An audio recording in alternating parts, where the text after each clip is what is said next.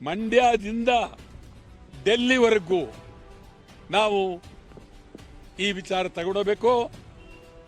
ನೀರನ್ನ ಬಿಡಬಾರ್ದು. 26ನೇ ತಾರೀಕು ನಾವು KR ಸಾಗರ ಮುತ್ತಿಗೆ ಹಾಕ್ತೀವಿ. ನೂರಾರು ವಾಹನಗಳು KR ಸಾಗರಕ್ಕೆ ಬರ್ತೀವಿ. ನೀರನ್ನ ಅಷ್ಟೊತ್ತಿಗಾಗಲೇ ಭಾಳ ಬಿಟ್ಟಿರ್ತಾರೆ. ಈ ಸರ್ಕಾರ ರಾಜೀನಾಮೆ ಕೊಡಬೇಕು, ಖಂಡಿತ ರಾಜೀನಾಮೆ ಕೊಡಬೇಕು.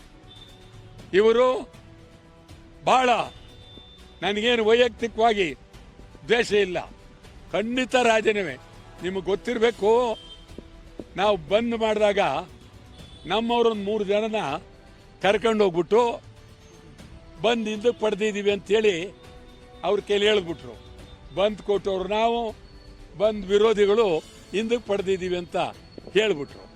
ಇವತ್ತು ನಿಜವಾಗ್ಲೂ ಕನ್ನಡ ಸಂಘಟನೆಗಳನ್ನ DK ಶಿವಕುಮಾರ್ ಹೊಡೆದಾಕ್ತಾರೆ, ರೈತ ಸಂಘಟನೆ ಹೊಡೆದಾಕ್ತಾರೆ, ಯಾರಿಗೂ ಹೆದರೋದಿಲ್ಲ, ನೀರನ್ನು ಬಿಡ್ತಾರೆ. ಆ ದೃಷ್ಟಿಯಿಂದ ನಾನಂತೂ ಎಷ್ಟು ವರ್ಷ ಜೈಲಿಗೆ ಹೋಗೋಕ್ಕೂ ಚಿಂತೆ ಇಲ್ಲ, ಹೋಗ್ತೀವಿ. ನೀರನ್ನು ಬಿಟ್ಟಿರುವ ಸರ್ಕಾರದ ವಿರುದ್ಧ ನಾವು ಈಗ ಸತ್ಯಾಗ್ರಹ ಮಾಡ್ತೀವಿ. ನೀವು ದಯಮಾಡಿ ಹೋರಾಟ ಯಾವುದೇ ಕಾರಣಕ್ಕೂ ನಿಲ್ಲಿಸಬಾರ್ದು ಅಂತೇಳಿ ಒತ್ತಾಯ ಮಾಡ್ತೀವಿ.